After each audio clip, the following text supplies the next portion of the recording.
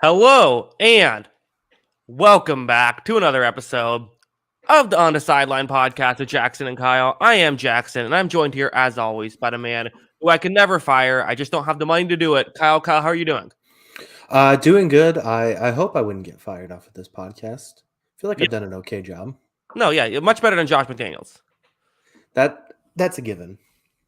Yes. Yeah. Wild story with that. That apparently is true. We can talk about that when we get to the Raiders. Plenty. I think, Kyle. I think good week to preview this week. Yeah.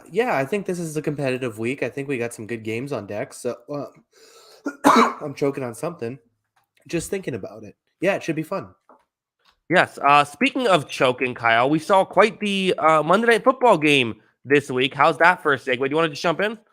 Yeah, let's jump right into it. So this was I'd been saying for the last few weeks that the Eagles are kind of messing around and not really putting teams away. And it felt like they kind of messed around and then they got bitten this one because they made a bunch of mistakes. They ended up losing this one to the Commanders, who, kind of had the perfect game plan in this one as the inferior opponent. They ran 81 plays. 81 plays is a ridiculous rate. They had 40% possession to 40 minutes possession compared to 19 minutes for Philadelphia. They just bled this clock. They said, we are not giving you the ball. We are going to give it to you as little as possible. And the Eagles couldn't get stops too. Part of that was the insane third down efficiency. And a lot of that had to do with they're running a lot of third and shorts and they converted a lot of third and shorts. Yes, as Zachary in the chat says, the balls are bouncing. Yes, balls are bouncing indeed here. I agree with all of that. I agree with the fact, like, okay, yes, running the ball a ton was obviously a game plan. It wasn't that overly successful. I mean, were not able to, Brian Robinson had 26 carries for 3.3 yards. And I thought he played pretty well in this one. Philadelphia stopped the run well. But, the rest of the backs weren't much better in that regard. But I really do think that the story of this game, though, is that I thought Philadelphia beat themselves, right? I mean, those two fumbles late in the game were just backbreaking. Yeah, two fumbles when it seemed like they finally got a little momentum to try and come back. It kind of hurt them there. And, you can debate the penalties, but, penalties were called against them that also hurt them at the end of the game, too. Yeah, tough day for the officials. Yeah, I don't know. Like, the kneeling one was a little ridiculous, but at the same time, like, the thing is like, I always kind of think of it like if the roles were reversed, how would people feel? If the roles were reversed and Jalen Hurts got hit like that, every Eagles fan will want a penalty on that. Sure. That's one of those, I feel like I totally get both arguments of like, obviously there's no way that Brandon Graham could have expected him to kneel there. So like, I totally get like, it wasn't like a malicious play whatsoever, but at the end of the day, I think that probably the right call is to throw the flag there. It's like, he had given himself up, with plenty of time for Graham to, Graham just didn't see him. Like, it's an unfortunate break, but like, I think it's the correct call. It just leaves a sour taste in your mouth. Yeah, I think I agree. Yeah, I'm not overly worried about the Eagles in this loss. They made some mistakes, but I think the thing is like, I think people were ready to like write this team into the Super Bowl out of the NFC. I don't feel like that's the case for sure. I think that they're very good. They're probably still the favorite, but as we saw this week, they're definitely beatable. Yeah, but also we knew this would happen, right? Like, we were saying on this show, okay, they're not going to go 17-0. Yes, their schedule is easy, but like one of these losses is going to happen. On the flip side, though, do we have to start taking Washington somewhat seriously? They're 500 here. I think they're they might not be a great team. I think they're at least a competent team, and they're half game out of a playoff spot right now. Yeah, they're in the conversation. They've put themselves in that spot. I definitely think they can make it. Will they make it? I don't know. Heineke's 3-1. Yeah, unbelievable. Although I guess Wentz is coming back, so then I'd probably write them off. But I believe Heineke's still going to be a starter. I think that's what I heard. Is it confirmed now? I feel like he has to. Whatever it is, he finds, The team rallies around him for sure. Yeah, I mean, I definitely think they can make the playoffs. Like, if I were to pick the 7 teams to make the playoffs, right now, I'd probably say they're not getting in, but I definitely think they can make it, and they've put themselves in this position to make it. Yeah, another thing too. Again, we talk about the schedule. I mean, they play the Giants twice. I don't know who should be favored in those games. The line will probably be close there. They play the Commanders and the Falcons, or excuse me, they play the Texans and the Falcons in the next 2 weeks. And then they have, they end the season with the 49ers, Browns, and Cowboys. So tough end to the season because the Browns will have Watson at that point. But they'll be like, they'll certainly be in the hunt down the stretch. I think that if they're eliminated, I think they're going to be eliminated around week 17, week 18 here. Yeah. And I mean, they're playing teams that they got to compete with, as you're pointing out. They got to play the Uh-huh. Giants twice, like you were saying, in a wild card spot And the currently. 49ers. 49ers currently in a wild card spot, and they're not out. They're behind Washington, but Atlanta's battling for the same spot that Washington is. They got to beat those teams, basically. Yeah, no, should be interesting. We'll talk more about both these teams once we get to them in the preview show. Kyle, did not make up any ground. I don't have the scoreboard posted, but you're still just 1 point trailing. Yeah. The Eagles loss was able to keep you even here. If you just hit that lock, man, you were almost ready to take the lead. Yeah, I felt pretty good about this week overall. I'm not too mad. I was on a scorcher the last few weeks, so I guess it was just, luck not breaking my way. I still went 4-3. And 2 of those losses I felt like I was on the right side of. I had the Bears up double digits in the fourth. I had the Bills up double digits in the fourth. Didn't get either of those wins. Still feel pretty good about it. Yes. Well, let's just get into this. Since you are trailing once again, you give me a game here. Which game do you not want to pick? Okay, so I've been going with the theme for Thursday night games, but I think I have to change it up here because this game still feels too close for me to call, and I don't want to pick it because it's my team. This game was, I think closer than the scoreline showed the last time these two teams played, just a couple weeks ago. Let's go Jets at Patriots.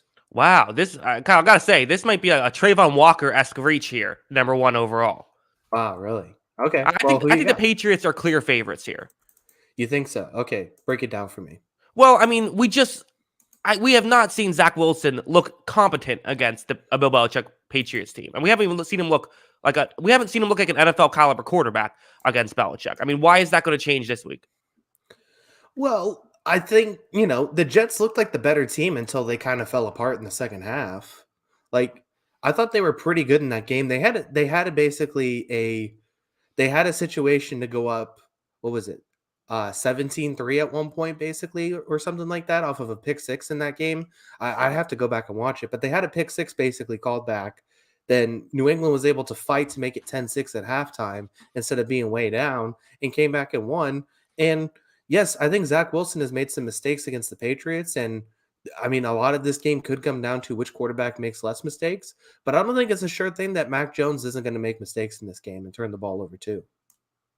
Yeah, I guess that's fair. I guess I see your point behind it, and I kind of forgotten that game ended up just being a 5 point game. Although I think there was a late touchdown that made it look closer than it actually was there. But I mean, I get it. I mean, looking at the yards per play, the Jets had 6.7 yards per play the last time they played. The Patriots just 3.8. So you could certainly make the argument. I guess that's really what it comes down to, right? Is Zach Wilson going to just do what you've been asking him to do all year, which is not screw it up? And in most games, I would say yes. In most games, I trust him to do that. But it's just like Bill Belichick has completely been his kryptonite. Not to call him Superman, but he's been, at least okay outside of Bill Belichick games. He's been a mess. Yeah, I think it's a real question to ask, but I just think this is going to be too close to call. It's two very good defenses. It's two pretty bad offenses, I think. And so I don't know. Like, I just remember watching the game against the Jets and thinking we were going to lose. And then it was like 10 minutes of terrible play from the Jets, put us up 22-10. It felt like we didn't have any business being ahead or winning that game. And then it was like we were up 22-10 and the game was over because Zach Wilson kept giving us the ball at that point. But I think, Mac Jones could do the same exact thing this week. Yeah, what's going on with Mac Jones? Kyle, what's happening? I feel like I ask this every week. I don't understand how he's all of a sudden become terrible this year. I don't know what it is either. It seems like, I mean, the things that he did really well, where he was reading blitzes, hitting on blitzes, and creating big plays out of that. He's not doing this season. I don't know if this new offensive scheme with Matt Patricia has him kind of broken. His confidence is down. I don't really know exactly what it is, but it's not pretty football, that's for sure. Yeah, Zachary Stewart in the chat saying, so the mac and cheese is cold. Do we microwave it, throw it in the oven, or make a new batch? I mean, is this a Baker Mayfield situation? Is just a guy comes in, has a good rookie season, but then, it just struggles from there on out? That's kind of the only example I can think of off the top of my head where a guy looks awesome his rookie year and then just there's still plenty of time. What do you think? Are we microwaving it, throwing it in the oven, or making a new batch? Microwaving it's totally fine. Oven is it's not great, but maybe we can salvage it. And making a new batch is just getting rid of it and getting a new quarterback. Well, he's got basically 8 games left to prove what he wants to be. I think he's built up enough good graces from last season to earn the job for the season and try and prove himself again. But if he doesn't show improvement, they're going to have to address the position and probably make a change because it hasn't been good. So he's got 8 games basically to figure this out and show us what he can do.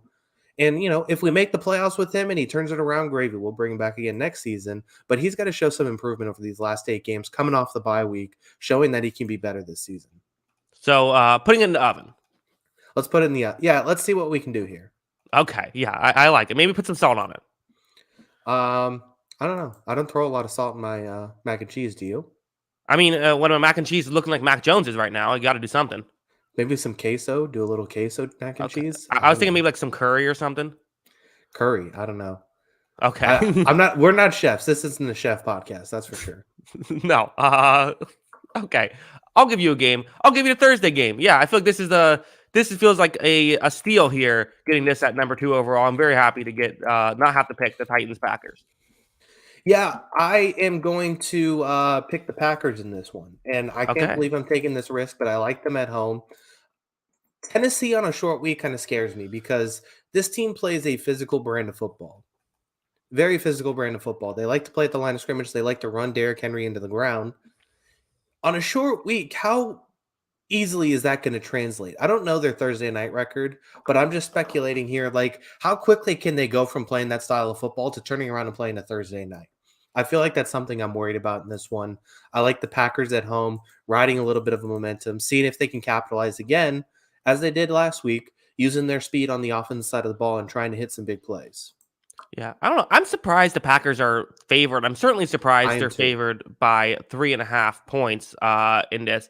Yeah, I like the Titans in this. You talk about the physicality. I feel like if football would go to 82 game seasons, I would immediately take the Titans to to finish first place, right? I mean, they're a team that, you're right. The physicality that they play with is a factor, I think, on a Thursday night game. I also just think that, listen, what Christian Watson did against the Cowboys was awesome, and it's definitely reason to give you hope. And it could be the difference here, but the Titans aren't going to give him that many opportunities. Titans play safeties deep. The Titans, maybe they'll give up stuff in the run. Maybe that's how the Packers can beat them. I could see that. But the Titans as a whole, I feel like they're a hard team to throw on. And for a team that, has found life in the passing game, will that be able to continue? Probably not. But maybe the flip side is they're used to not being able to throw the ball well. Maybe they're okay with that. Yeah.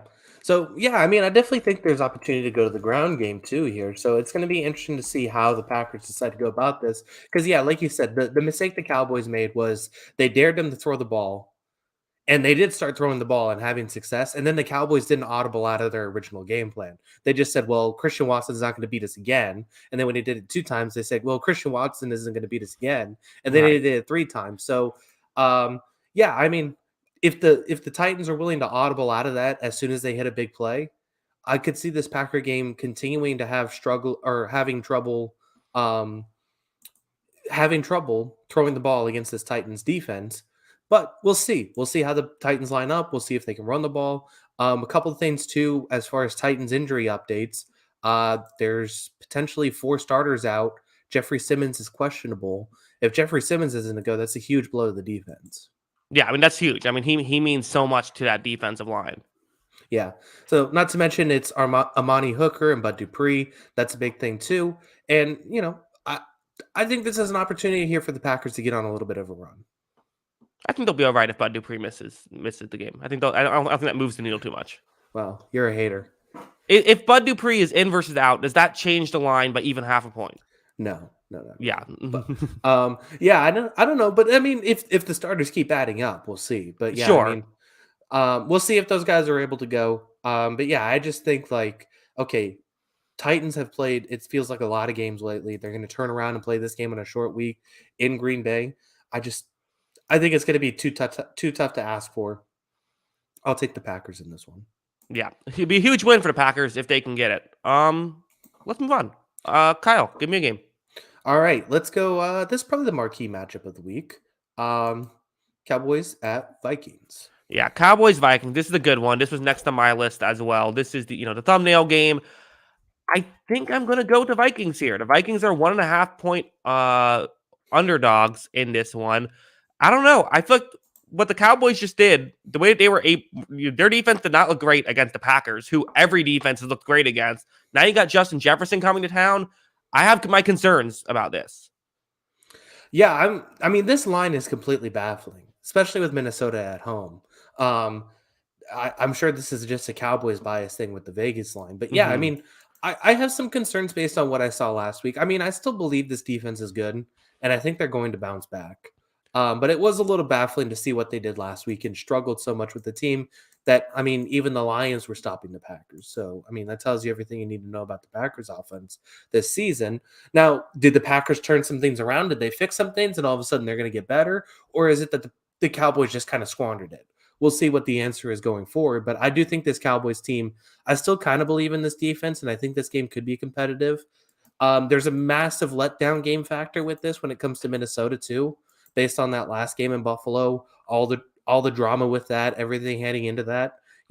Can they still bounce back and win another game? I think that's something that is warrant a question, but I think the Vikings are a better team. Yeah, that's the thing. One of the things that I know it's irrational, but that's kind of it always is something I think about. Is like the Cowboys feel more like 7-3 than 6-4, and the Vikings feel more like 8-2 than 9-1. But obviously that's not how it works. But like that does logically make more sense to me. Yeah, it does. Yeah, I mean, I definitely think there's a situation where I definitely see Minnesota losing this game just because the Cowboys are, I still think, a pretty good football team. I'm not backing down because of one bad week. Everybody has a dumb loss this season. Everybody's played a bad game this season. I'm not backing down that Cowboys can still win some games. Definitely leaves a sour taste in their mouth after last week. But that being said, like, I thought the offense played pretty. I didn't even think Dak played that well last week, but I thought the offense played pretty good. I thought CeeDee Lamb was awesome. I thought Tony Pollard had a great game. I thought the guy behind Tony Pollard, who is it? Malik Davis. I thought he was good. I thought Schultz did some nice things. I mean, there's pieces of this offense. This was one of the better offensive performances I've seen from the Cowboys too this year. And part of that too is the Packers defense is struggling though, right? Like Yeah, seems crazy to say heading from what we thought heading into the season, but I much more trust this Vikings defense than the Packers. yeah, that's fair. That is fair. But I don't know. We'll see what happens. But yeah, I mean, I still like pieces on this Cowboys offense, and I still like pieces on this defense. But I mean, as we talked about last week too on Sunday, you know, there's players on this Vikings defense that are playing at a really high level. And if Zadarius Smith, Patrick Peterson keep performing at this level, I mean, this team's going to beat a lot of teams just because those are star-driven players if they're that good. Yeah, no, should be interesting. Vikings only undefeated team at home left in football, so we'll see if that continues. Um, let's move on. I'm gonna give you a game. I'm gonna give you the real marquee matchup: the Lions versus the Giants. This is a good one. Give me the Giants. I like the Giants in this spot. At home, they've been rolling a little bit. I think this is a winnable game for them. I think we've seen an efficient passing game despite not having a single explosive receiver on their offense and nobody on the injured report that's an explosive receiver either. Um, I thought we saw an efficient passing game last week. I think we should see that again this week. And yeah, I like the Giants in the spot to beat Detroit at home. I think the Giants deserve to be favored. I agree with all of that. I think my concern about how this could potentially be a trap game for the Giants, who, I mean, again, another hilarious line, Giants just being 3-point favorites. I mean, that's just who the Giants are just not going to be favored by a lot against anybody. But they do keep covering to their credit. So we keep joking about these lines. They do keep covering. But Mhm. the I think my concern is, could this be a game where the Giants try to run the ball a lot as they typically do, which could limit possessions? It might not be the ideal way to attack this Lions defense, whereas the Lions, they're going to be throwing the ball down the field. Could that potentially be a concern if the Giants don't attack the Lions in their weakness, which is their secondary typically? I mean, it's definitely possible. I mean, how many times did Saquon carry the ball last week? It was like 35 or 35. something. Yep. Yeah, so it's just like, I mean, that's just kind of their identity, though. And if they're able to keep running the ball well, I mean, who's to stop them? Because Saquon is one of those dudes again. He's healthy and he's playing really well on a high level. So yeah, I mean, I definitely think it's a possibility. But if it keeps working for them, then they should keep doing it, I guess. But I would like to see them try and throw in this line secondary, which I mean, is there anybody good in this line secondary besides Okuda who's played well this season? Um, no one off the top of my head. I'm sure someone can remind me of someone else, but or they have Kirby Joseph, right? The young safety. Yeah, that's fair. Okay, so Joseph and Okuda have a little bit of game, but I mean, it just says that it's a. I just don't think it's a situation where I don't know. I don't think it's who they are that they're going to want to drop back and throw the ball 30 times. Still, Deshaun Elliott's scrappy. is he?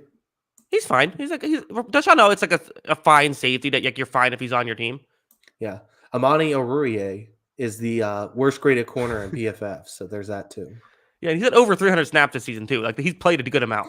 Yeah, that's not a recipe for success. No, typically not. Usually the worst is like someone who's barely qualified. Not in this case.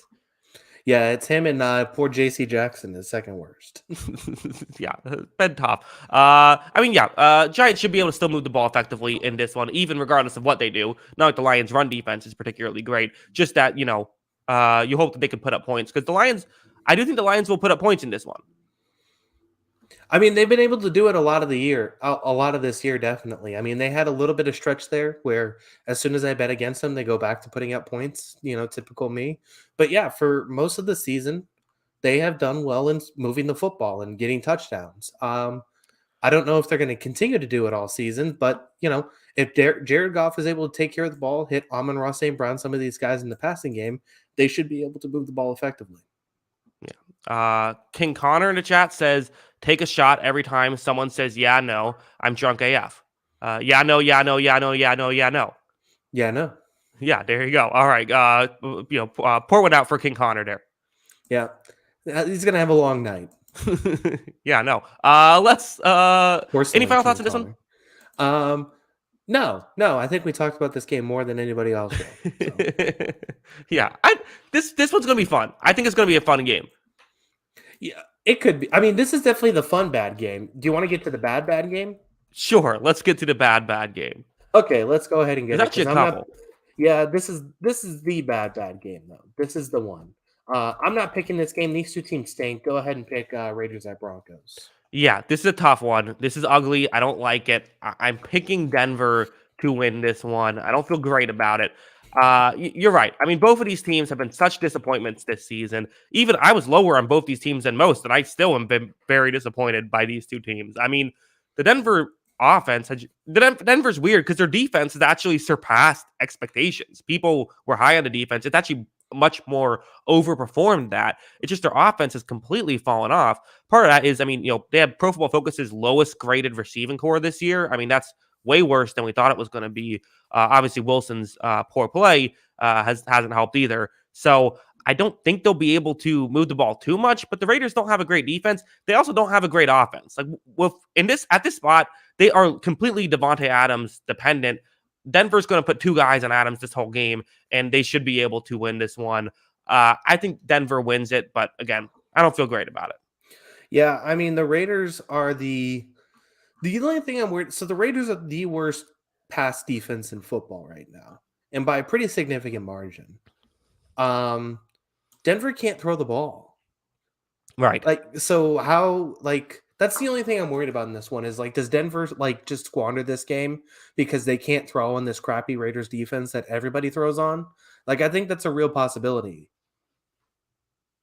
Yeah, I mean, I don't know. It's what happens when the stoppable force meets the movable object. Who knows? Yeah, I mean, it definitely seems like it's possible. Mm-hmm. So we'll see what happens in that. But I think it's going to be. I'd probably lean Denver too, just because I think their defense is the best unit in this game, and I trust that just a little bit more. But I mean, this isn't gonna be a fun watch at all. Unless Devontae Adams has like 150 yards, there's nothing interesting about this game. Is it concerning that this could be the when a head coach gets fired, the team kind of like gets up for the new coach for 1 week, like the interim? We need a term for that, like the interim coach, week one boost or something like that. Could this be an anti-interim coach week one boost of the report coming out that the Raiders apparently would not be able to fire Josh McDaniels because they don't have the money to do it. So they don't have enough cash to give him to fire him and get another coach in the head coach in the building. Was this a report? I must have missed this. Yes. Well, I guess what? They'd be paying 3 coaches basically, right? Right. I think that's part of it. Is there's of all the money. Well, I don't know exactly. I think that there was a settlement with the John Gruden thing. I don't know exactly if that was ever reported how much they gave him, but I'm assuming it wasn't $0. Yeah. So, I mean, yeah, that's a that's bad franchise management, I'd say. If you're stuck in a position where you're paying 3 coaches, it's like Texas A&M is in a situation right now where they just gave their coach a $100 million extension and then want to fire him, but they can't because they don't want to pay an $85 million buyout. So that's basically what this situation is right now. Yeah. No, it's a tough spot for the Raiders. I mean, the Raiders are known for being kind of a, quote unquote poor NFL franchise. I remember a part of the thing about the I forget who, it might have been Khalil Mack, whereas like they apparently didn't have enough liquid money to spend on him, so they weren't able to. That was part of why they traded him. It's like they literally didn't have the liquid cash to make the move work. So a tough spot for the Raiders to be in more ways than one. Is that a real thing that the Raiders are viewed as poor? I think NFL poor. Huh. Yeah. Well, but it's also the NFL, so it's like every team can still like spend a cap. Yeah, that's rough, buddy. I don't know. I don't know. This is a tough situation because they're gonna bring him back next season, and I mean, unless something drastically changes and he's kind of just sandbagging us this season, we'll see. But I don't see it happening. Should he go back to filming practices? Maybe. Yeah, I think that might be the move. Maybe do that. Let's get off this game. This is a terrible game. Kyle, I'm going to give you a game. I'm going to give you a much better game. Rams Saints. This is not that much better of a game. No. I don't know. Do I have to pick this game? Like, this is awful. This is legitimately awful. Give me the Saints because I don't know who's playing. I mean, Cooper Kupp is out, definitely. I haven't looked at what Stafford's deal is. I don't know if I really care if Cooper Kupp's out, so give me the Saints. Yeah, I mean, I think that's why the Saints are 4-point favorites in this one, is for that very reason. I mean, it's also, again, a weird injury situation where I guess Jameis Winston is too injured to be the starting quarterback for the rest of the season, but he's not too injured that he can still be the backup quarterback for the rest of the season, which, explain that one to me, Kyle. I'm not sure what exactly that means, but okay. Yeah. Why does the Saints have the weirdest injury situations all the time? Why is it never just like this guy's out for 4 to 6 weeks? It's he's out, but he's the backup for 4 to 6 weeks. That's funny. Right. It's like you had the Michael Thomas thing, I still don't know what's going on there. You had the Drew Brees thing where it seemed like every week an extra rib was broken every single time. Like they talked about it. Like I just don't get what goes on in New Orleans. Yeah, these two teams are dead. I don't want to watch either of these two teams. But that being said, it's a very weird situation. But yeah, with Cooper Kupp out, can you trust anything about this Raiders team with Cooper Kupp out?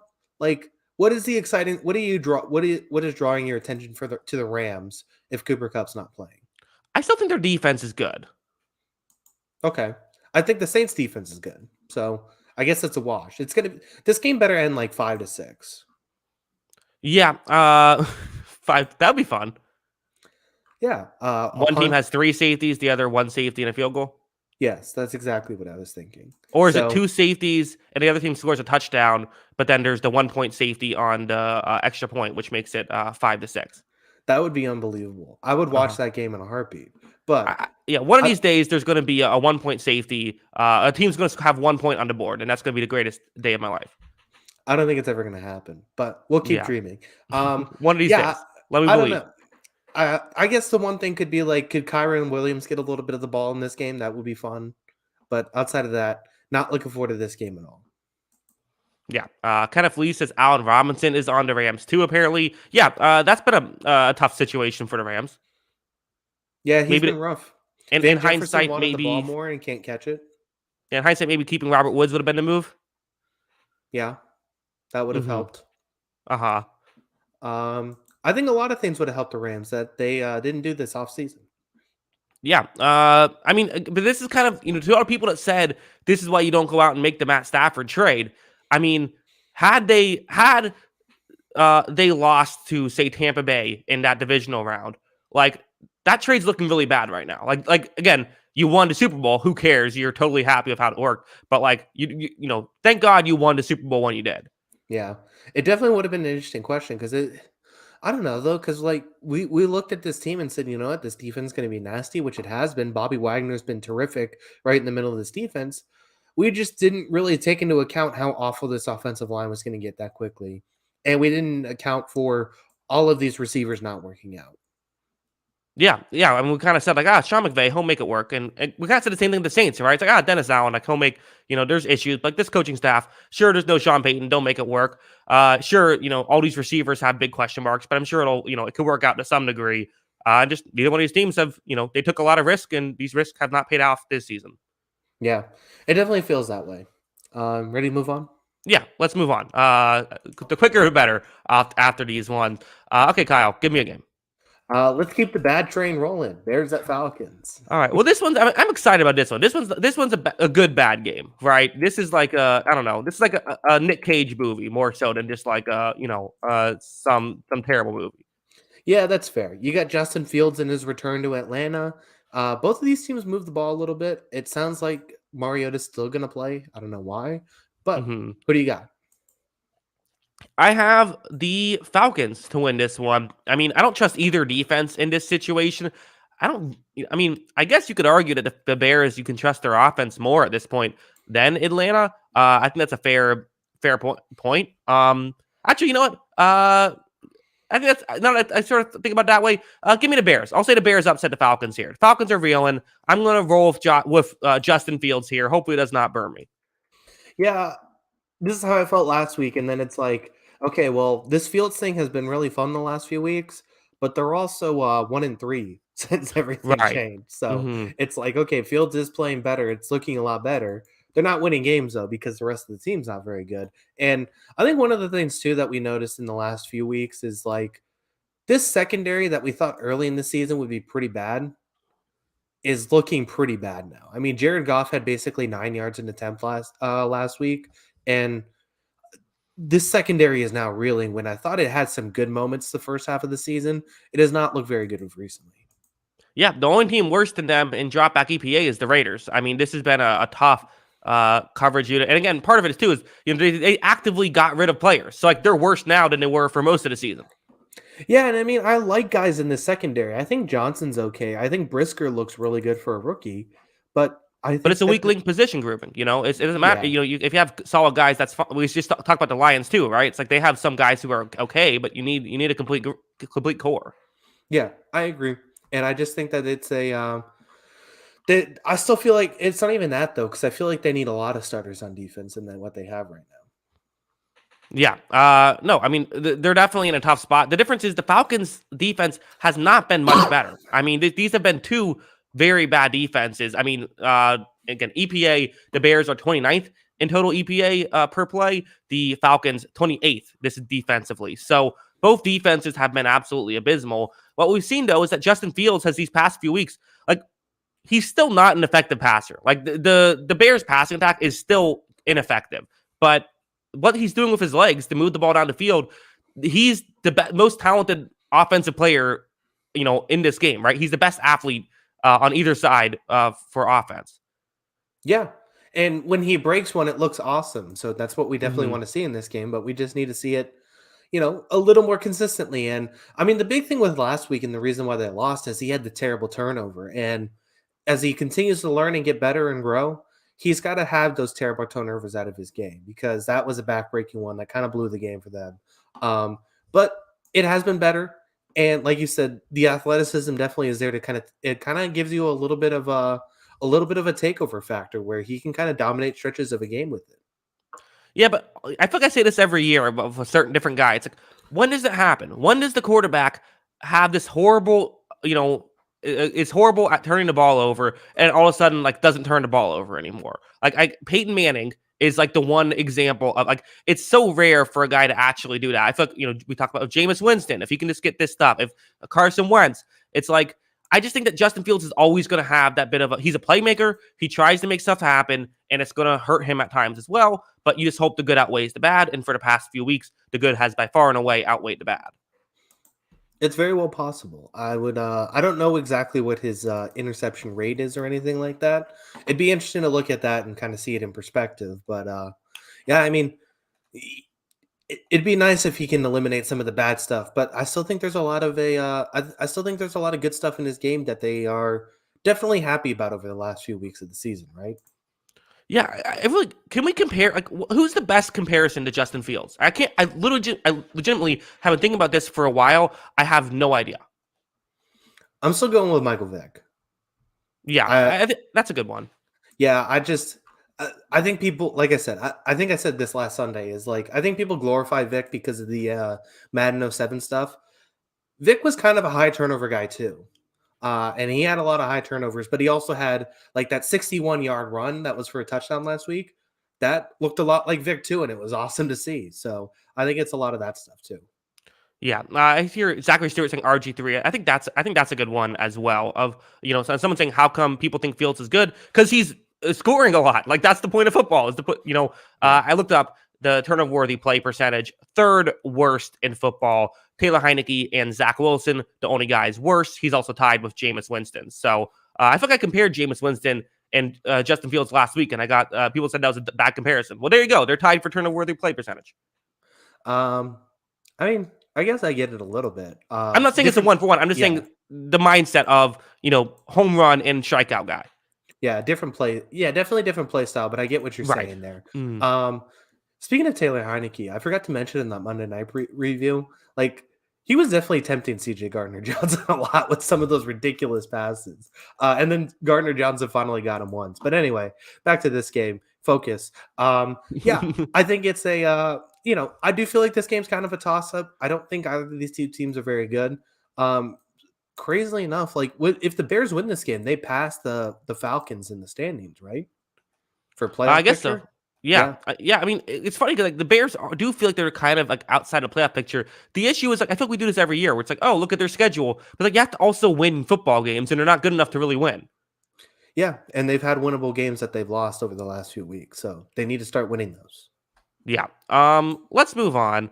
You talked about Taylor Heineke. Well, let's talk more about Taylor Heineke. And I mean, the hits just keep on coming here with the games we're giving each other. Balls Texans is, listen, I don't know. There's some intrigue here. Can the Washington football team continue to win football games? Kyle, what do you think? Yes. In fact, I'm going to lock up the Balls to win by more than 3.5 points. Oh. This Texans defense is still bad. They're 27th in run defense. They are 28th in pass defense. So I think the Balls are going to be able to move the ball. The Balls will be rolling in this one. I think the defense is going to be able to lock up Davis Mills a little bit, who is not good. And yeah, I think the Balls have found a little bit of a rhythm here with this group. I think McLaurin should dominate this game. Give me the Balls and a lock at minus 3.5. All right, locking up the Balls. So apologies to Washington fans that one of us locks up your team, because that seems to never go well. But Kyle, I don't understand what's going on with Washington. So Carson Wentz comes in, wasn't great. So I understand. Okay, maybe I'm moving on from him. I can see how a team could get better. Taylor Heineke comes in, is Pro Football Focus's lowest graded quarterback in the 4 games that he has played. I think that's a bit harsh. I would have had him a little bit better than that. But still, it's not like he's going up there and lighting up things either. I thought he played his best game of the season against Washington, certainly. But he comes in, all of a sudden... Indianapolis? Or against Philadelphia, is what I meant to say. Philadelphia, okay. Yeah. I said Washington. I don't understand what happens. Maybe it's just more of a confidence. He's throwing up the ball. I can't imagine he's throwing up more jump balls than Carson Wentz was. I don't know what's going on. Maybe this has better chemistry with Terry McLaurin, who has really looked McLaurin's taking that next step. I feel like, putting himself in the elite receiver conversation of how he's played this year. They're winning football games. I mean, they're right in the mix of things to being a playoff team. I mean, I think things have gotten better too over the last few weeks. And maybe it's the opponents they played. Although they did play the Vikings and the Eagles back to back and look pretty good in both games, honestly. Which In are fairness, the two that one yeah, play with the Vikings definitely helped things. yes, it did. But I thought the big thing I was gonna say is the defense has played well the last few weeks. It And has. when you look at games like that Detroit game, that Dallas game earlier in the season too, it's just like the defense couldn't get stops. They couldn't buy stops. And I thought it's played pretty well the last few weeks. I think the secondary has gotten better as the seasons went on. I think Montez Sweat has been an awesome guy on the line of scrimmage. I think this has been a really good group. And yeah, so I think that, with all of this kind of, coming together, I think they just kind of found a little bit of a rhythm and a little bit of an identity. And it wasn't so much that Wentz was holding them back from it. It just seems like that they have an identity now. And Taylor Heineke is a guy who runs that identity because, he's a kind of fiery guy. He goes in there. His fist pump to like big play ratio is insane. It seems like every time he completes like a 6-yard pass, the guy is doing like a fist pump like he's Tiger Woods at the Masters. The guy is unreal with the fist pumps, honestly. That's the best part about his game. He's just always fired up. And it just seems like everyone buys into it. Yeah, it's funny. I believe he is one of those guys who idolized Brett Favre because like everyone did. Seemingly that played, but like he is someone who now? like he is a worse. Yeah, maybe not now, but he's a worse Brett Favre. I mean, that's just what he is. He's a much less effective Brett Favre. Yeah, much less effective Brett Favre. Right. Maybe doesn't quite have the arm of Brett Favre either. His mindset. Hopefully he doesn't have the off the field stuff Brett Favre had, but on the field, I think it's a very Brett Favre mindset. He celebrates a lot. He's someone I could totally see taking off his helmet in celebration after throwing a touchdown in the Super Bowl. Yeah, Josh Allen's this generation's Brett Favre, but he might be the poor man's Brett Favre, so that's okay. Yeah, I mean, I think it's something that there's not a quantifiable statistic to just a guy you like playing with, right? Like you can't just say, well, Right. people like being around this guy and like feeding off of this guy's energy. You can't stat that, and I just feel like that's kind of what Taylor Heineke has. Yeah, one thing, Neo in the chat saying Riverboat Ron making adjustments, Zachary Stewart pointing to some personnel decisions that they've made that certainly helped. Yeah, I mean, that's true. Also, this Derek Forrest guy, I got to look more into him. He's currently Pro Football Focus's third highest rated safety. He was a 5th-round pick from 2 years ago. So, having him next to Cameron Curl, I mean, who's Pro Football Focus's second highest rated safety, I mean, that's pretty good. Second and third best. Yeah, didn't they combine for the big play on that Watkins fumble? You might Was be that right. them? Yeah, I mean, I know Curl recovered it. I don't remember who forced it, but yeah, I mean, that definitely helps. We definitely say that corners definitely matter more than safeties, but it definitely doesn't hurt to have good safeties, and they've been good safeties. And like you was saying, once they got rid of William Jackson, it seems like things were just better on the outside. Yeah, yeah, I think so as well. We didn't talk about the Texans at all. Do we have to? I mean, we know who the Texans is. They're bad. They're a bad football team. The one thing is like, could Dameon Pierce go off in this game? But I don't really think that's going to win them the game. And this run defense for Washington's good. Yeah, Davis Mills is probably just established. He is a backup, right? I mean, that's what we've seen this year. Like, that's not a bad thing. He has talent, but like he was a 3rd-round pick for a reason, and he's kind of shown it. Yeah, the neck to be a starting giraffe, but not a starting quarterback. Yeah, I think so. Probably. Let's move on. Kyle, give me a game. All right. These teams played earlier in the season. It was interesting. It was probably Joe Burrow's worst game of the year. TJ Watt is back though. Who are you going with, Bengals at Steelers? I think I'm locking up the Bengals here. I think that Bengals -4. I feel okay about this lock. I don't love locking up any game this week. I don't know what it is. I don't love any of these. But I think I'm going to lock up the Bengals. I think the Steelers have TJ Watt back, and that's definitely a concern. I just feel like the Bengals turned the ball over 5 times, and the game still went to overtime last year. And I think since then, the Bengals have gotten better, and the Steelers have gotten worse. Now, again, Steelers with TJ Watt back. That helps, obviously. But Bengals, I believe, still don't have Jamar Chase back, so that hurts, obviously. I still think I like the Bengals enough to cover a 4-point spread. Yeah, still no Jamar Chase, still no DJ Reader, I believe, and still no Chidobe Awuzie for the Bengals, which I think That's is fine. still. They'll be okay. Their defense will be okay. You think so? Yeah, against Pittsburgh. Yeah. Okay, fair. Against Pittsburgh, Hmm. that's a fair point. Yeah. But those guys are important. Those are all really important players. I mean, that could be if you rank the best players on the Bengals, is that 3 of the 6 best players on this team? Well, I mean, possibly. So, I mean, what? Joe Burrow, Jamar Chase, T. Higgins. I think are three. Um, Probably Yeah. right. Who else am I missing? I guess you throw either Bates or Bell back there depending on who you like more. I think Bell's been better. But yeah, I mean outside of that, I think Hendrickson's solid, but I think Reader's more important to them. Joe Mixon, I guess, could be in the conversation, but it's a running back. So yeah, I Yeah, mean, I just think it. Those are really important players. Is basically my point. That being said, this Steelers team is still kind of talent dependent or talentless, I guess I should say. yeah, yeah. Also, maybe I might have accidentally said last year. I meant earlier this year. But yeah. I don't know. This is an interesting one. It just feels like this just I don't know. The Bengals are just such a weird team, right? Like, why isn't this Bengals team just like winning every game? Or at least winning a lot of them, it feels like. Right. Because it's like, as soon as we start to buy into the Bengals, because it was like they dropped the first 2 games, you're like, oh, are you concerned? They win 2 in a row and look good doing it against New York and Miami, who turned out are pretty good teams. I know Tua got hurt in that game, but they looked like the better team until Tua got hurt too. Then they dropped the Baltimore game. Okay, Baltimore's a good team on the road. Can't fault them for that. They go and look good against New Orleans and Atlanta. We start buying back into the Bengals. They dropped that Cleveland game on the road. It's just like, what the heck is going on with this team? Why can't they put together a little bit of a winning streak? Because, I mean, when I did my preseason predictions, I felt like this first half of the schedule was really set up for them to win like 7, 8 in a row at one point. And they just haven't been able to put together those kind of streaks. Yeah, and to be honest with Cincinnati, I mean, playoffs is not a given at this point. You look at they're currently tied for a playoff spot. Yeah. Yeah, it's not a given at all. And I mean, part of that is the AFC East being so good. But Mhm.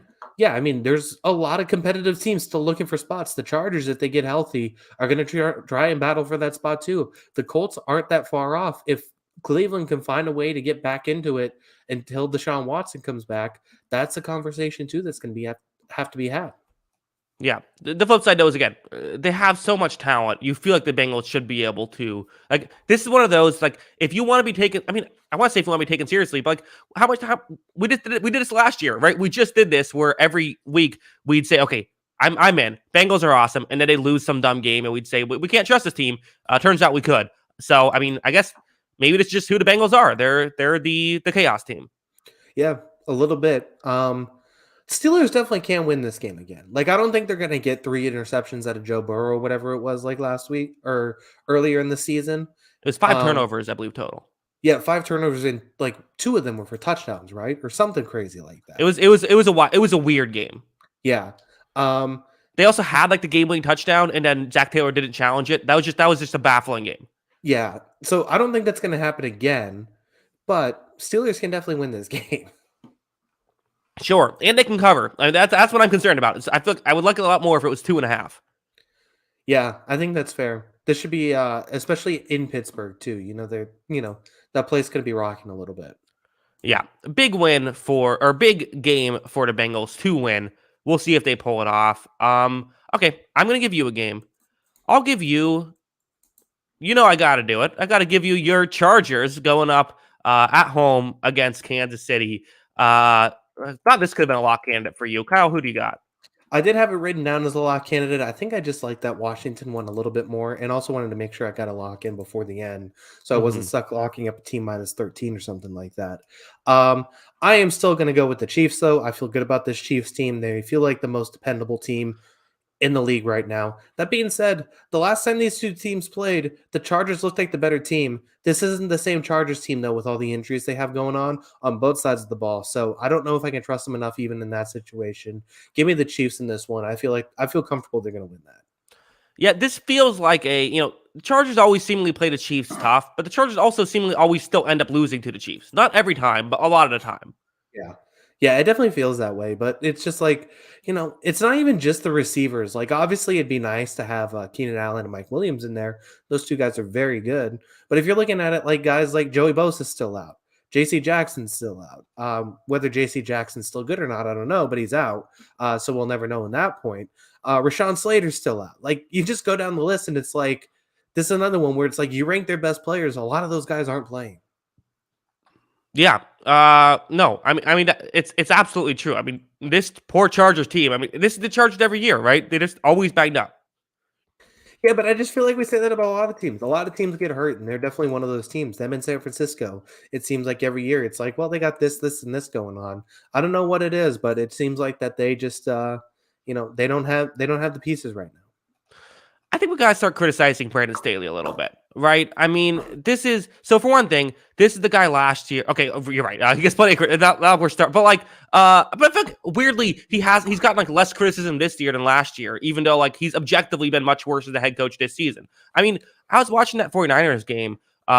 You had poor Foster Sarrell, okay, an undrafted free agent tackle who gets thrown into the mix. So he's playing right tackle and they're putting Nick Bosa on him, the 49ers are, and they just let him go one-on-one on Nick Bosa for like the entire game. Like, what are Yeah. we doing here? Yeah, it was very bizarre. I feel like a lot of the blame this season has gone to Joe Lombardi, which I think there's some criticism in the play calling. But it also is tough to call plays when your best two receivers are never on the field at the same time.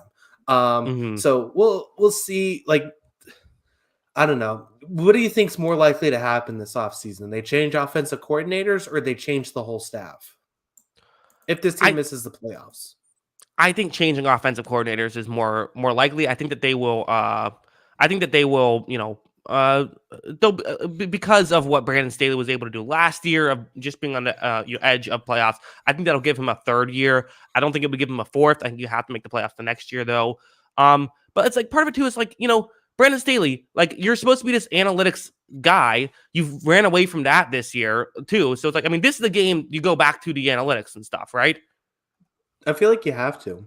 Uh, hey, I've definitely criticized some of his fourth down decisions. I found some of them baffling. And I know there's some fourth down decision bot that's going to tell me I'm wrong on some of them, Hmm. but this is probably the week where you go and play aggressive because you're not going to win off of field goals against Kansas City. When it's the Browns in your own territory and Jacoby Brissett has to drive the full length of the field, I say yes, punt the ball. But when it's Kansas City and Patrick Mahomes on the other side, you don't want to mess around with that. Yeah. I mean, and again, part of it too is I think what's the bigger issue, the coaching or the injuries? I think it's the specifically the wide receiver injuries, right? Yeah, I would say that. But even like, I don't know, Williams played a good amount of the season, and like outside of Williams, the offense wasn't really that explosive. Yeah. I'm looking at the how often teams should go for it when analytics say they should this year. Chargers middle of the road. Oh, really? So Yeah. he's cooled off a little bit. Well, completely. I mean, it's me. Tampa Bay is almost where they are. I mean, that goes to show where how the mighty has fallen. Kyle, guess who's number one with a perfect 100% go rate going when they should, Is it and Dan only nine Campbell again? attempts. No, it's not Dan Campbell. Dan Campbell's high. Dan Campbell's fifth. It is the Buffalo Bills, 9 for 9 going for it when they should. Oh, well, I guess when you have Josh Allen, it makes the decision easier sometimes. Yeah, I think that's probably part of it. Falcons and Saints the lowest for anyone interested in that. Yeah, that's not too surprising. I Right. wouldn't trust those offenses to get it anyway. So Right. Yeah, there might be some logic there. But yeah, I mean, it should be a fun game though. Again, anytime you get Herbert versus Mahomes, I'm in. I have season tickets to Herbert versus Mahomes. yeah, no, that's definitely a fun. This is the fun divisional matchup. We were looking forward to this fun AFC West.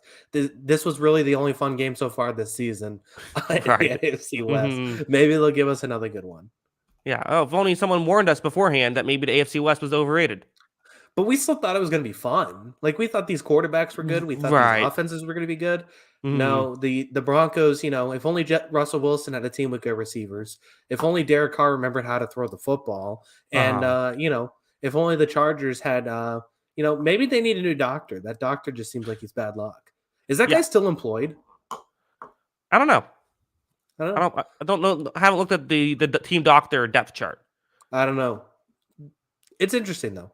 They Yes. always seem they're one of those teams though that are on the list of always with the injury bug.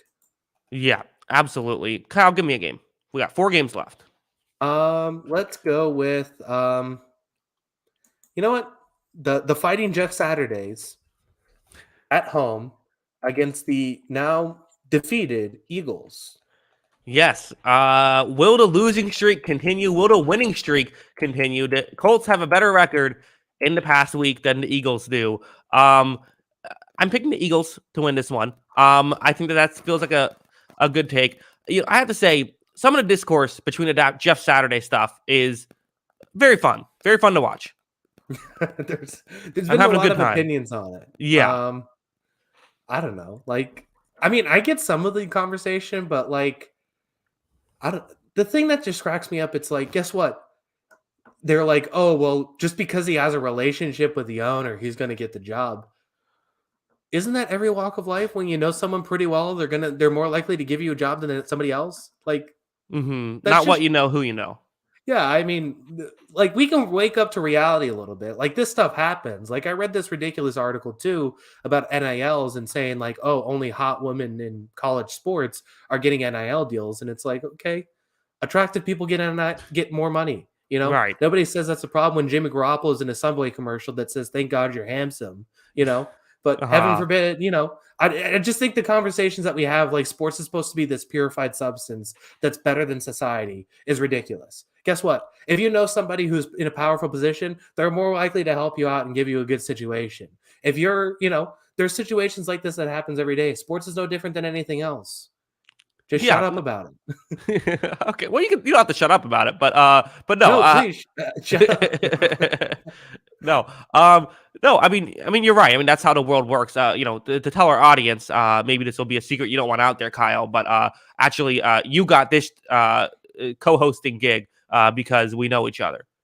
Yeah, this was not because of my football knowledge, because obviously, that's not apparent. So it's just because, A, I'm a good face to look at on camera, and B, I know hmm you. So It's I yeah. have It's, both it's things it's the going looks for thing me. again. Yeah, I mean, good looking guys. We have it rough sometimes, but not in terms of getting jobs. Yes, exactly. Somehow at some point we were talking about the Colts Eagles. Don't know what happened here, but I feel like again, I feel like a good litmus test for how much we want to talk about the game is how quickly we start talking about something else. I don't know. So I guess the one thing is like, so we talked about the interim coach thing, and we were like, okay, is this a reverse interim coach thing because he's not in the building? And it's just like this guy showing up off the street and coaching our team now. Is this the opposite situation? But then obviously they win and they galvanize the troops with the interim coach. They look good last week. The Raiders also stink, so there's that too. Jeff Saturday hmm had that right even before he took the job. Right.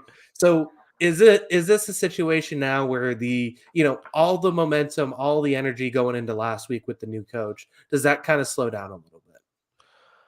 Typically, it does. Typically, that's how it works. Is it gets you 1 week, and then that's all it gets you is that kind of the hype there. So I think probably, I think just playing the Eagles, it's going to be tough. I mean, the one thing we saw was all of a sudden this offensive line looked like a completely new offensive line. They were blocking incredibly well. Jonathan Taylor looked fully back. So is that Jeff Saturday, a former offensive lineman, doing some stuff? I think he said like 80% of his time is going towards the offensive line, which like maybe you're just an offensive line coach. Maybe that's your job, Jeff. I don't. It seems like a very weird situation. That's going. I listened to an interview with Jeff Saturday where he's like, he was talking about like what he was going to tell the offensive and defensive coordinators. He's like, oh, those guys have been coaching for so long, I can't tell them much. It's like, I don't understand the dynamic behind this team at this point, but like it's working. So I guess you got it. You'll take it. Will the offensive line success continue? Um, It's possible. I guess, they're going against a good defensive line, so this is a good test. Right. So we'll see how that works out for them. But yeah, I mean, I don't really know what to think of this situation. I don't know if this guy's a good coach. I'm not sure what I'm buying into, but I'm just going to let the results on the field play out. We'll see how it goes this week with him. But things definitely did look better. Like you said, they ran the ball really well. I thought Matt Ryan had maybe his best game of the season last week, too. They did some good stuff in the passing game. Things just looked a little more cleaner out of Indianapolis last week. And I don't know if they were just motivated to look good for the new coach or what happened, but they played a lot better. And I thought the defense even played a lot better. We talked about how we thought this secondary was going to be good too. This secondary was not good a lot of this season. They had 8 pass deflections last week. 8 pass deflections, a very good number. Yeah. Kyle, my last thought about this game is a completely irrational one. I can visualize the Colts winning this game. Eagles going to 8-2. Eagles starting to go on a bit of a tailspin. The Colts looking good. The Colts making the playoffs. Everyone talking about, oh, Jeff Saturday, what a great job he's done with it. I can easily put that image in my head. Yeah, he'll be the coach by the end of the season. He'll be head coach. Uh-huh. I Yeah, see it. all right, well, that's fun. Okay. Yeah, I definitely see the situation. I mean, I'm not betting on this team to make the playoffs, but I mean, they're still a game out basically. It's not out of the question. Yeah. No, I think I agree. Should be an interesting one, certainly. I could see there being an upset there. I think it's a good pick getting it this late. I'm thinking about, which one has the most upset potential. I'm thinking I'm going to pick a team that the underdog that has has had the highest highs so far this season. I'm going to pick the Arizona Cardinals. So, giving you the Cardinals Niners here. Niners are 8-point favorites. I'm assuming you are picking them to win the game.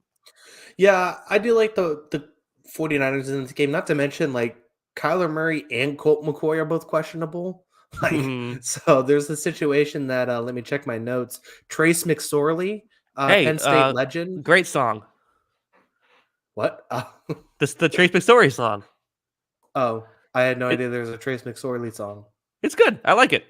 Okay, well, the more you know. I know him as his time at Penn State, where he looked really good because he had, I think it was Chris Godwin on his team. But yeah, so anyway, back to the conversation. Right the ship again.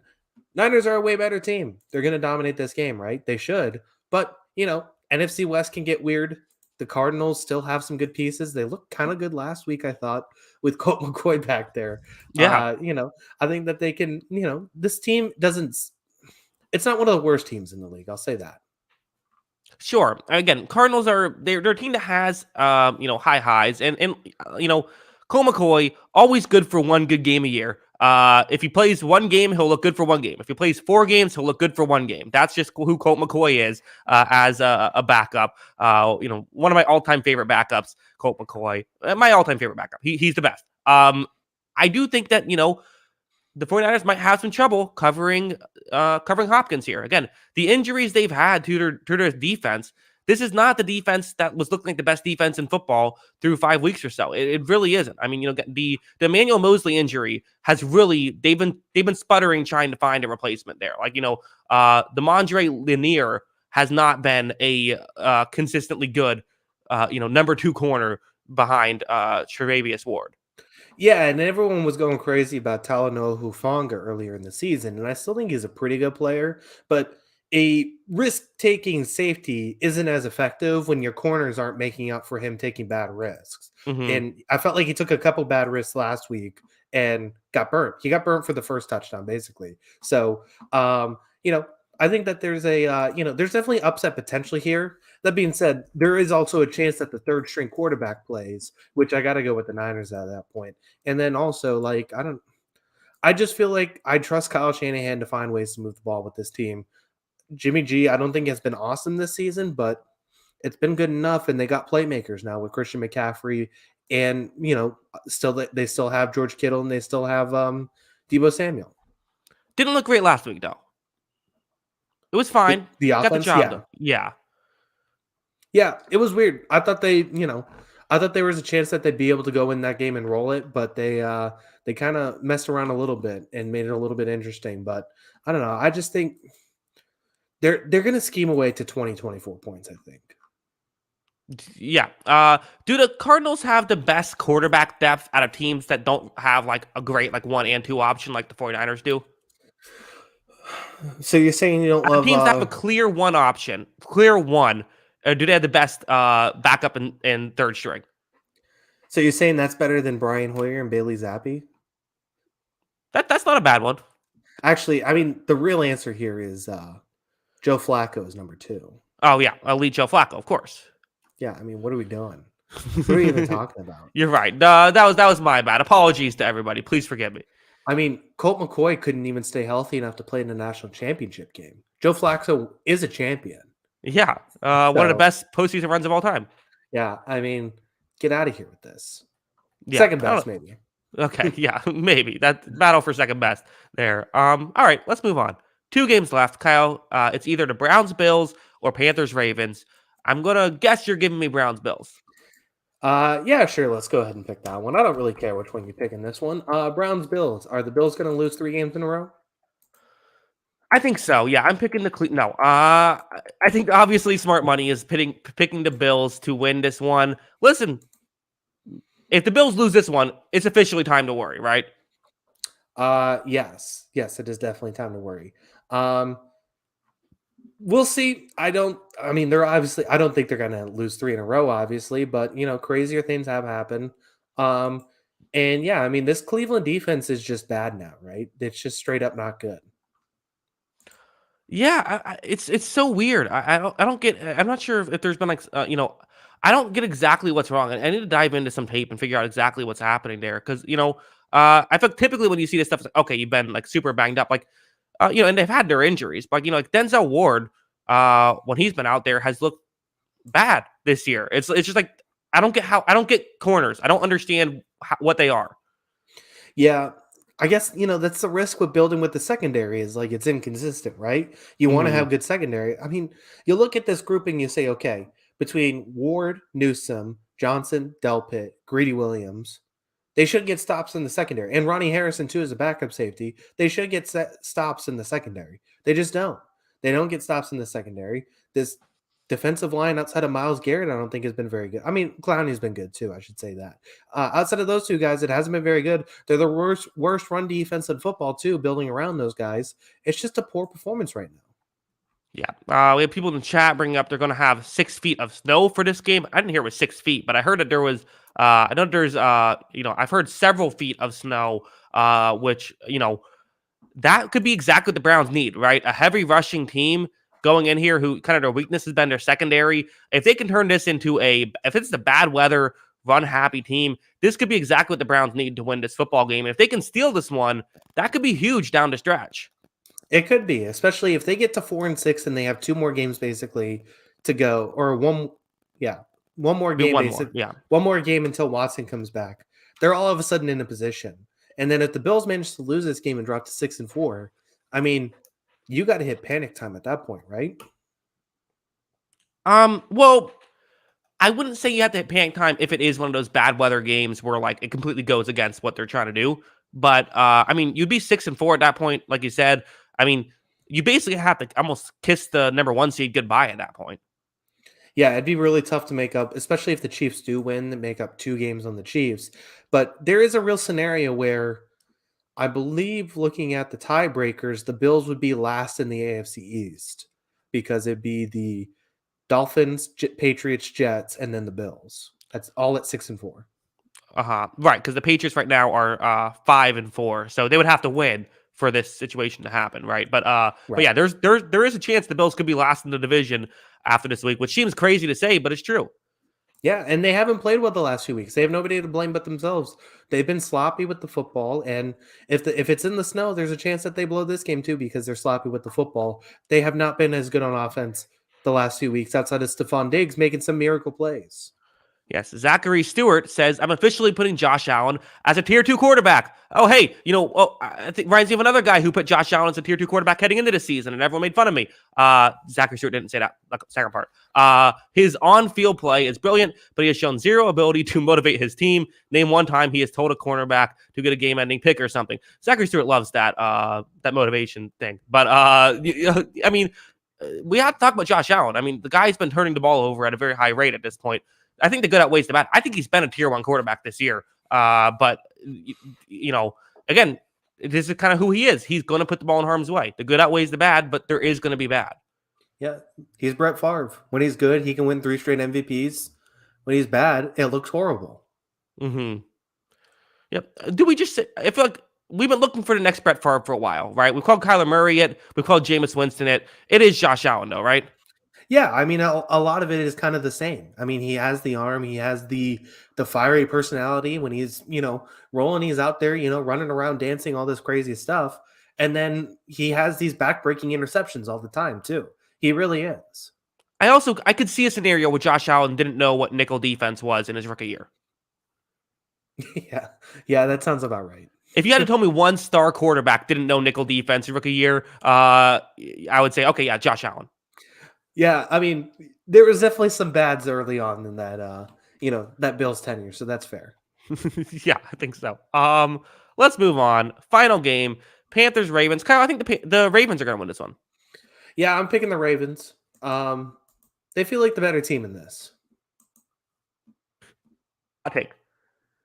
Yeah, that's just my personal opinion. If you like the Panthers in this game, Oh, have at Panthers it. Nation's going to be mad at you now. Oh boy. Who is it mad at me at this point? I don't care.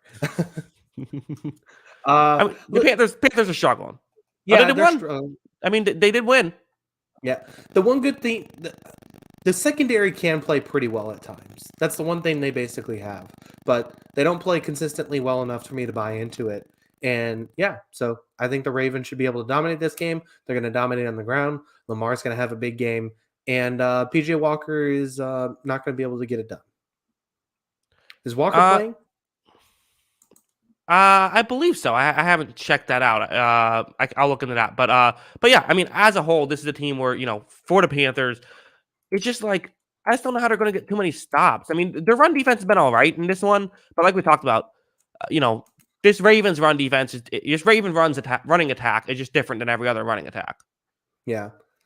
Baker Mayfield is playing, by the way. I did remember Oh, reading that's that. right. Yeah. But yeah, I mean, it is different, and it's very hard to game plan against because a lot of it is, a lot of it is Lamar kind of, just ad-libbing, and it's hard to prepare for ad-libbing. So I think that's the tough thing about the Ravens offense when they can get going like that. Lamar can kind of do his thing, stand back in the pocket, and he should be able to do that a lot in this game because I just don't trust a lot of the guys in the Raiders or Panthers front seven.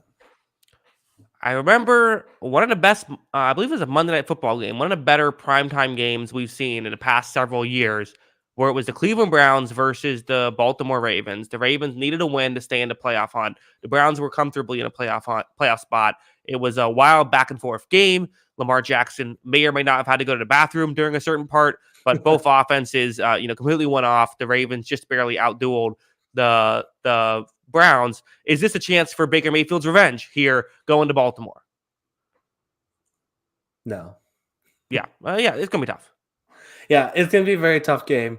I don't really Do the see Ravens cover? I would pick yes right now. You would say yes. You have the Ravens covering. Yeah, I get it. I mean, I don't know.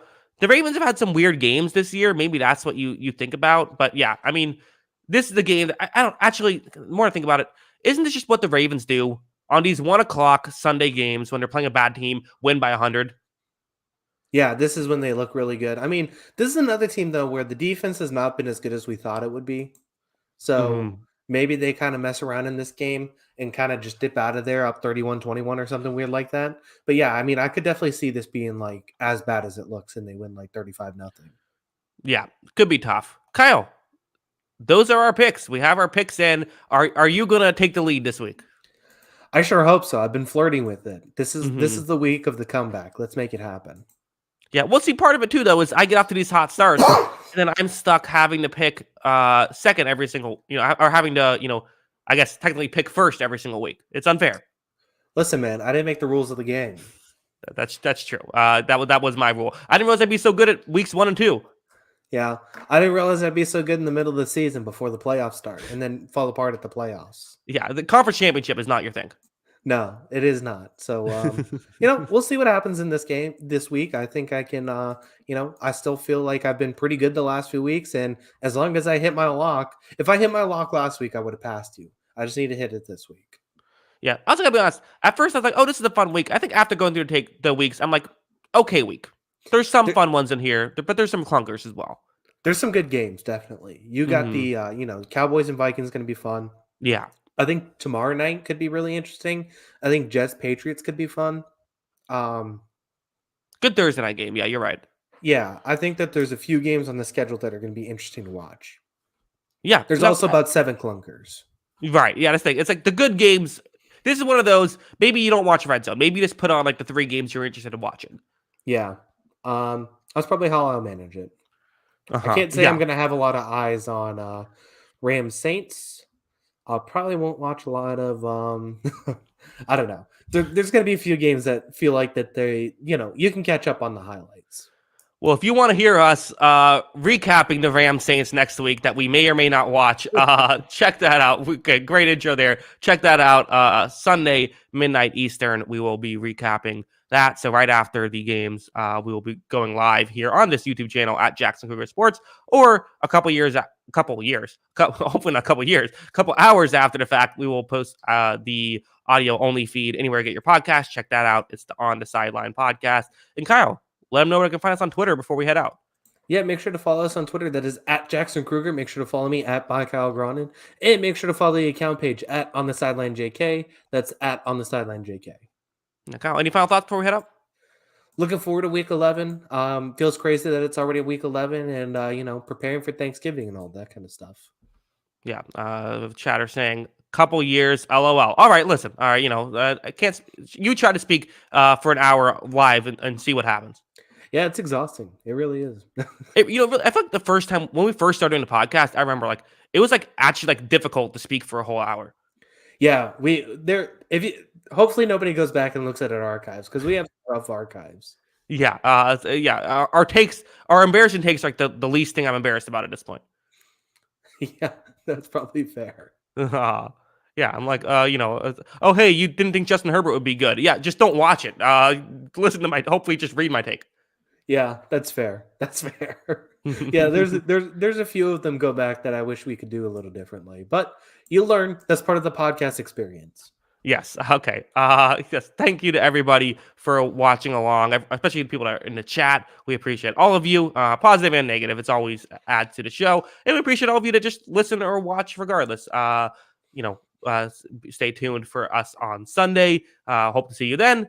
And until we do, see you later, alligator. To Too Evil, To Hope, are either of you guys sons of Bayless or Sharp? I am actually Shannon Sharp's son. You can see in the resemblance. Okay, goodbye. Ending the podcast now. Peace.